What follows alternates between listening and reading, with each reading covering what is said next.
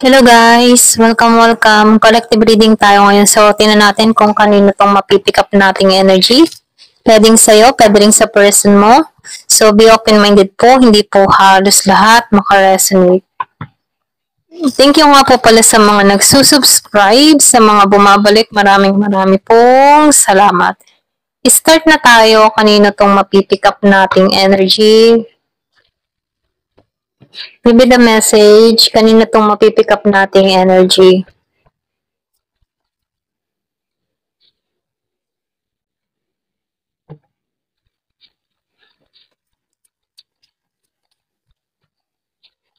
Meron ako nakikitang tao dito.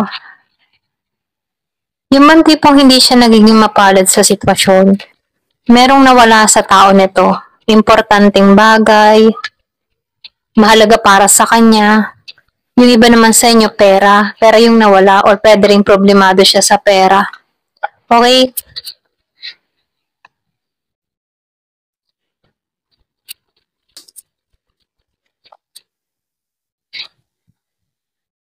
Nakikitaan ko rin dito, meron ditong, yung bang umaasam siya ng bagong simula pero hindi niya alam kung paano ang gagawin.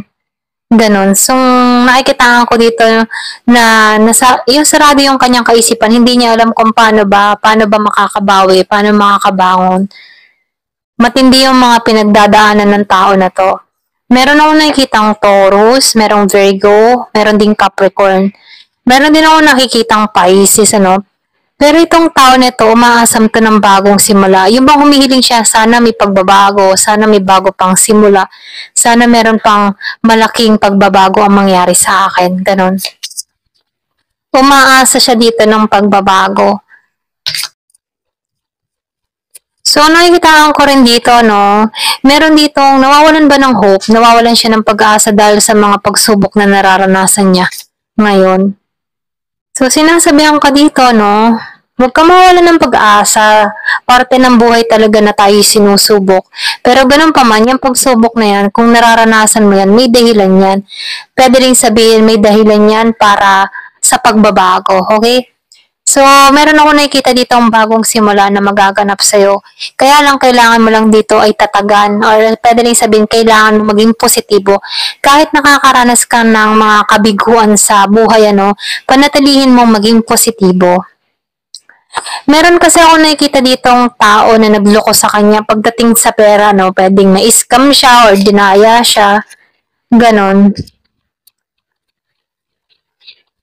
Meron din ako nakikita ditong hindi sumusuporta sa kanya. Meron siyang ex, okay, past lover, or pwede rin may anak siya dito. Yung support hindi nagbibigay buwan-buwan, sustento para sa mga anak niya. Ganon. So, lumalabas dito, no, habang tumatagal, lalo siyang nawawalan ng amor dito. Kung nagsasama naman kayo ng tao nito, napakakunat sa'yo, hindi siya nagbibigay, ano.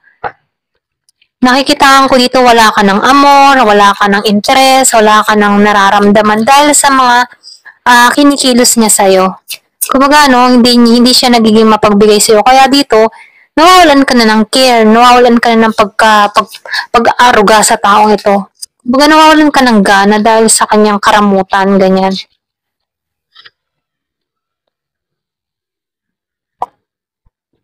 So, nakikitaan ko din dito, no, yung iba sa inyo, meron pumapagitna sa inyo kung bakit nagiging ganito yung asal ng tao mo or ng person mo, no, or kadiling mo. So, lumalabas dito na merong kadiling siyang iba or merong third party, merong kachutsa-chutsa or meron dito pumapagitna sa inyong dalawa. Meron ako nakikitang umaaha sa person mo kung bakit nagiging siyang matamlay dito, kung bakit hindi siya nagiging sweet sa'yo. So, meron ako nakikitang umaahas. At meron ako nakikitang Gemini, Scorpio, Cancer, and Pisces. So, lumalabas dito, no? Yung iba sa inyo, nagpasya kang alisan to. Pwedeng meron ditong umalis sa connection. Meron ako nakikitang nanahimik, lumayo, inabandona, or nag-ghosting. So, meron ditong ghosting na ganap. Meron ditong pangyayari na merong inalisan. Kahit ba Gusto niya pa itong tao na ito, no, mas pinili niyang tahakan yung ibang direksyon dahil nahihirapan na siya. Pwedeng nahihirapan siya sa estado niya.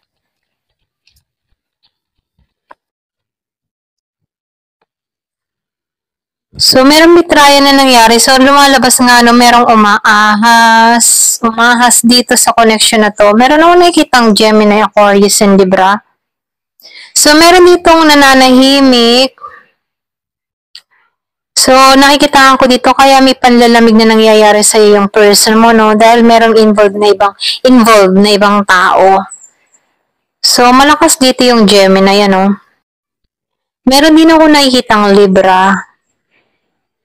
So, lumalabas dito, no? Tahimik to na nanloloko sa'yo. Okay? Yung iba, ha? So, nakikita ko dito, yung iba sa inyo, natuklasan mo to, eh. Meron kang hinala sa tao mo, meron kang nalaman, natuklasan mo na parang merong, yung bang tipo na merong milagrong ginagawa tong person mo. So, nakikita ko dito na nailahad sa'yo, nakita mo, or may nagsabi sa'yo. So, lumalabas dito, kita mo to ng malinaw. Meron ako nakikitang Gemini, Aquarius, and Libra. Hindi ba sa'yo nasa LDR situation kayo ng tao na to? So, meron ditong first quarter ng moon. Meron ako nakikitang emotion or lihim na mabubulgar, okay? Meron ako nakikitang lihim na may isisiwalat sa'yo. Sa first quarter ng moon,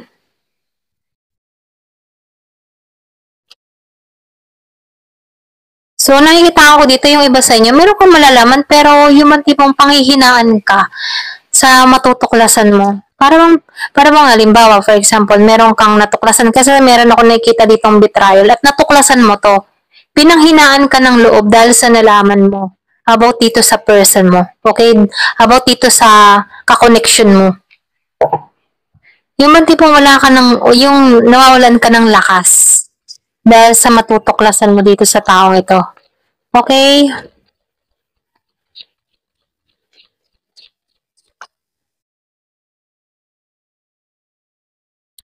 Darating din sa point na, no, ikaw magiging grounded ka. So, minumungkahi dito, protektahan mo yung energy mo. So, nakikita ko dito, yung iba sa inyo, paglalabanan mo to or pwede rin aalisan mo to na mabigat yung kalooban mo, then nagiging kang grounded dito. Pero ganun pa man, kahit sugatan ka dito, no, yung mindset mo, alam mo yung tama. Yung tipo na, kahit yung puso mo, gusto pa rin tong tao na to, nananatili yung isipan mo, ito yung nangunguna sa'yo na kailangang alisan to.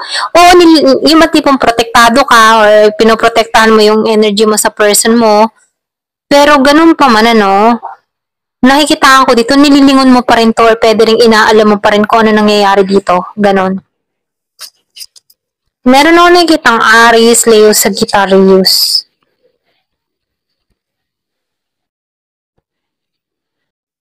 Nakikitaan ko dito, makakabangon kang muli. May babalik mo muli yung katatagan mo, yung tapang mo sa sitwasyon na nangyari. Meron ako nakikitang nasa ibang bansa, yung iba sa inyo, meron kang kakoneksyon na nasa ibang bansa, or pwede rin ikaw yung nasa ibang bansa. So, nakikitaan ko dito, travel din ang dahilan kung bakit medyo nanlalamig na kayo sa bawat isa. Pwedeng may nakilala siya dito, or pwede rin ikaw may nakilala ka dito.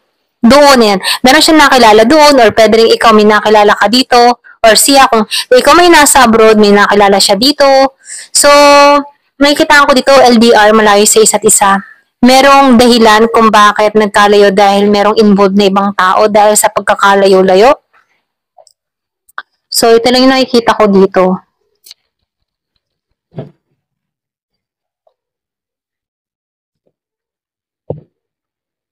So, meron paggising dito, no? Meron ditong ginigising, para bang binibigyan ng matauhan ka, ganyan, or ginigising ka dito. Kung mga meron ditong spiritual awakening, ginising, or pwede rin ginising tong connection na to, or ginising ka sa connection na to, okay? Kung ikaw man ay merong panghihinala sa person mo, may pagdududa ka na, ganyan, meron ka nang natutuklasan sa tao mo. So, meron ditong paggising na nangyari. Nakikitaan ko dito, aayawan mo to. Okay? Diba? Aayawan mo tong tao mo. Kasi yung iba sa inyo, meron kang natuklasan sa person mo. Meron kang nalaman. Meron ditong aayawan na. Yung bang tipo ng ayoko na ng bagong simula sa kanya. Pagod na ako. Pero ganun pa man, kahit ganun yung energy mo, no, ayaw mo ng bagong simula. Nililingon mo pa rin to, pero grounded ka pa rin. Pwedeng nililingon mo siya na kung saan, ano, nakaantabay ka pa rin, or pwede rin nag-iingat ka lamang, or pwede rin sabihin na interesado ka pa rin sa mga nangyayari sa kanya dito. Magandun pa rin yung paglingon mo. So, tingnan pa natin dito sa card na to.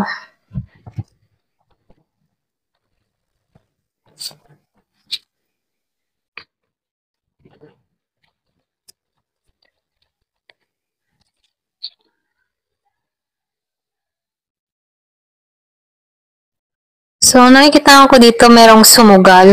Pwedeng sumugal ka sa connection na to. Okay? So, meron ditong, or pwede rin merong susugal sa'yo. Dito. Meron ditong magbabaka sakali.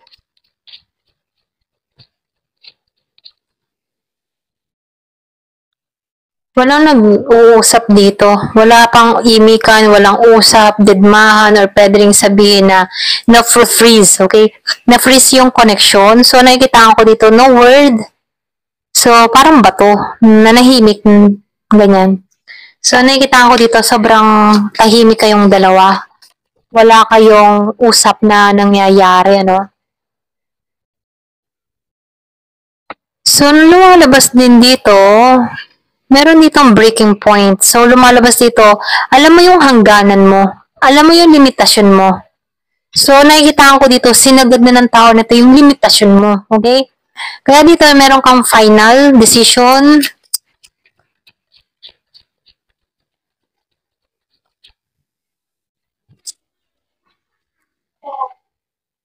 So, meron ditong mystery. Meron ditong secret. Ayan, pasensya na po.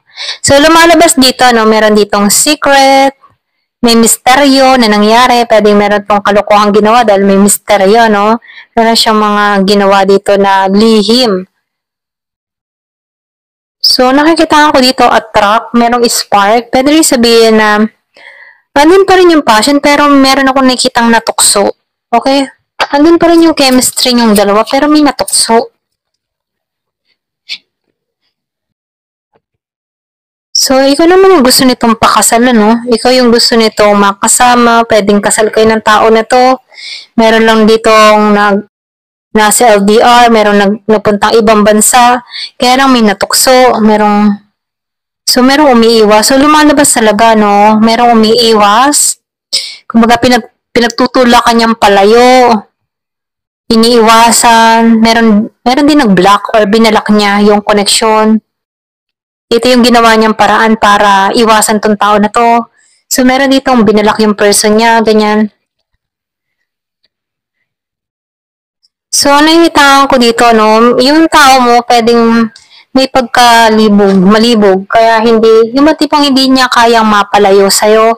Andito yung intimacy eh. So, ibig sabihin, merong mapusok na nangyari, at ito yung sikreto dito, ito yung misteryo na nangyari or naganap sa kanya dito. So, pwedeng meron kang mga natuklasan dito, kasi meron lumalabas ditong umaahas, may nag-tridor. So, nakikitaan ko rin dito, no, naging malino para sa'yo lahat, or pwede rin meron kang mga natuklasan dito, nalaman mo lahat, na isiwalat sa iyong lahat. Ayan, ito rin nakikita ko dito, no? Kaya yung iba sa inyo, lumayo ka, nagpakalayo-layo ka, iniwasan mo to. So, meron kang tao dito na merong kahiligan or pwede rin sabihin, hindi niya kaya ng walang ganun, okay? Ayan, ito lang nakikita ko. So, ito yung dahilan, ano? Mahina siya sa tukso, ayan. Ito lang nakikita ko, ayan. Thank you for watching. Love and peace.